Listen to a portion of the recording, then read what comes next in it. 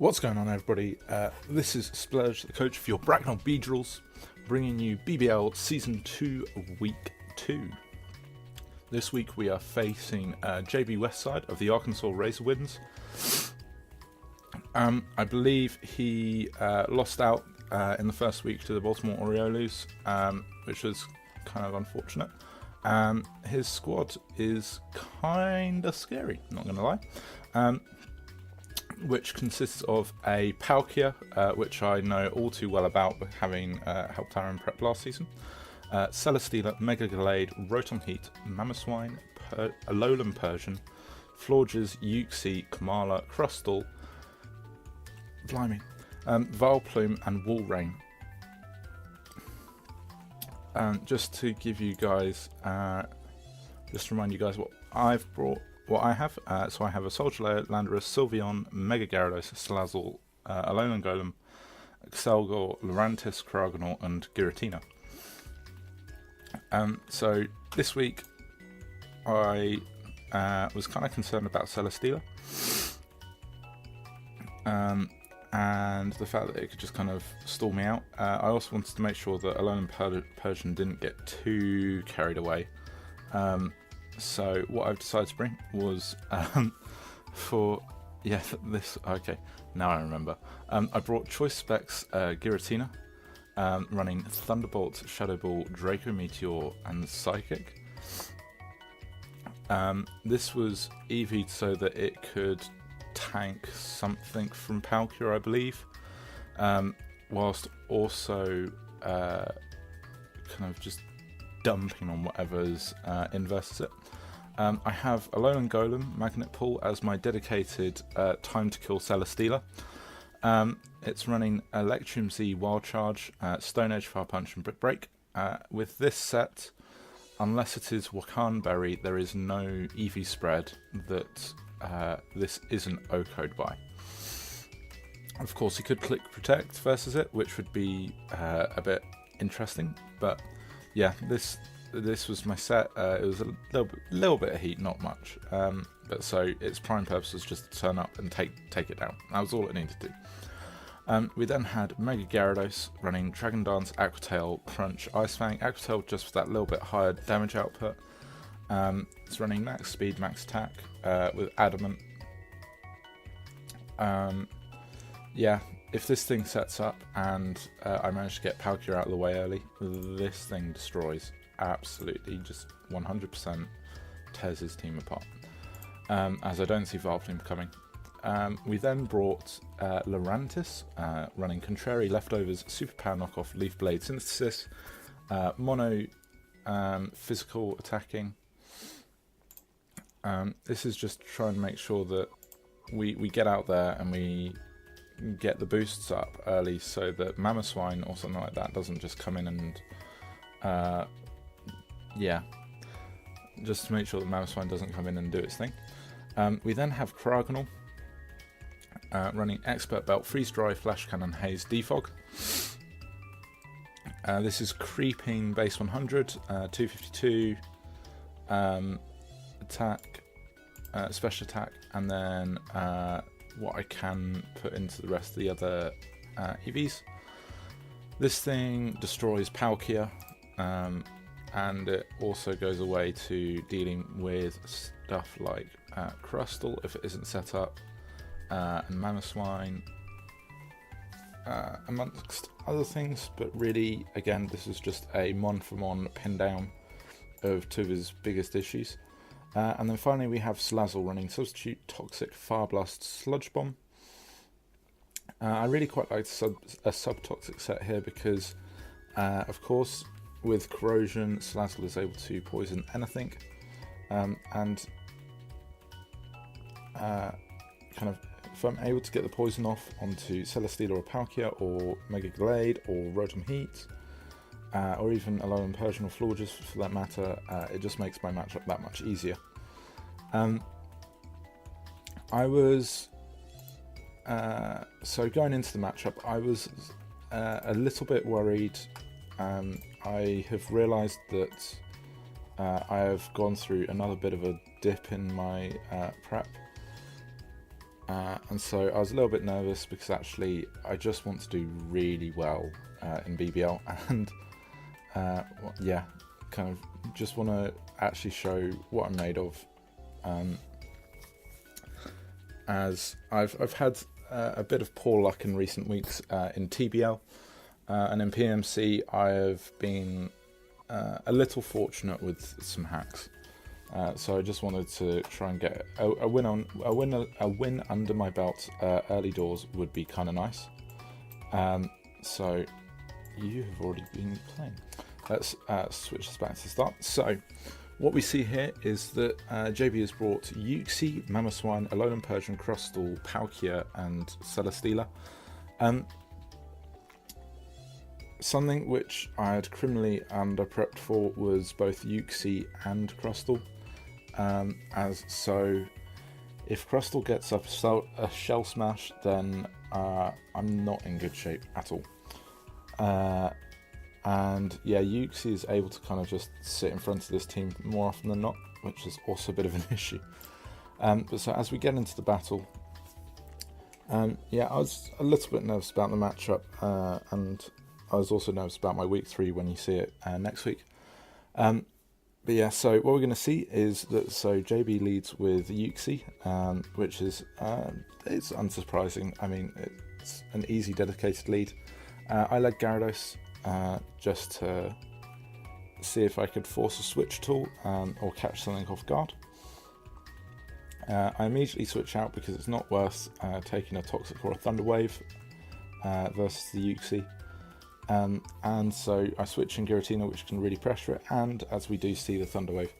The Thunder Wave on Giratina isn't that much of an issue. I mean, we haven't really been speed creeping, I don't think. Let me triple check what I put there, because I have the memory of a goldfish. We see the Stealth Rock. Yeah, no, I didn't put in much speed EVs.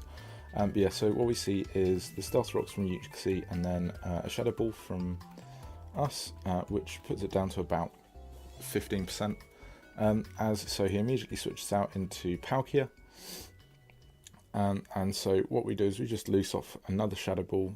We're going to see how much this does to Palkia, and it does about 30, decent damage, all I'm asking from it. So Palkia goes to the Flamethrower, and so I was kind of relatively confident that we were going to be out predicting this Palkia, because it would be trying to play for the switch in. But unfortunately we got paralysed, as we now see the Draco Meteor from Palkia, which now does in fact chew us to bits. Which is not the best in the world, but it is what it is. And so what we see now is Cryogonal comes out, and so we're able to easily scare this Palkia back out. And so we're able to go for the Defog, I'm pretty certain. And so the rocks are pulled back off the field again, which is kind of nice from my side. As we see Celesteela come in. Now, so I thought this is my time to shine. I'm going to bring Alolan Golem even straight in. And so what we see here is Celesteela go for the Heavy Slam, which is perfectly fine because Golem is actually quite physically bulky, so we're going to see that do barely about 25%. And so he decides not to protect or anything, as we go straight for the Electrium Z. And I don't know what JB was expecting here, but any which way, we loose off the Electrium Z, and we're going to see that this does a nice fat Oko on Celesteela. And so that's one issue out the way, and so we're now 5-5, both of us with one of our large issues taken care of, as Euxie comes in again and goes straight for Memento. I in the back of my head I thought that Euxie would be going for Memento here, but I wasn't too certain, and so I wanted to play it safe than switch in Lurantis versus it. But so what we see here is we see Crustle now comes out, and this is a bit of an issue. So what we see here is it's able to go for the Shell Smash. I go into Gyarados to get the Intimidate off, so if there is a White Herb, it gets chewed up right now, so that we have some sort of hope that if the Crustal misses something, we have a hope of being able to take it down. And so the Crustal goes for the Shell Smash now, and I'm just thinking, oh crud, I'm about to get swept by this. Because of just how much I'd only prepped for it. So we switch into a Alolan Golem as we see the Stone Edge from the Crustal. Yeah, we're not living that. And so I go into Gyarados again to just get another Intimidate off. I was considering about kind of switching until this was neutral again. But I just thought, what the heck, I'm going to predict that he goes for the Stone Edge here, hope that we tank one from +1 and then we can Oko it. And so he does go for Stone Edge. Oh, and he misses, which is actually really quite nice, which you'll see further on into the end game. We go for the Aqua Tail that lands, and we're able to take out huge issue number 2. We're now at a 4v3 position with Palkia coming out again. And so I send out Salazzle just on kind of if we're able to predict maybe a Flamethrower. But so he goes for the Thunder, which is another nice bring. But so as we see here, this is the issue with Palkia, is the fact that it has stupidly powerful moves, but it is prone to missing them.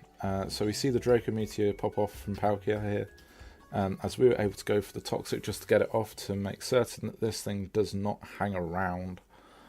And so Mixomatosis goes down, but so we now have a free switch into Caragnal, which is going to be able to do a reasonable amount of damage to any of his monsters to left. So it's the Palkia, the Mamoswine, and Alolan Persian. And Palkia stays in here, and we take it down with Caragnal with Freeze Dry. And so, yeah, Alolan Persian comes out now, and so I wasn't really sure how to go at this. So I decided to switch out into Lurantis.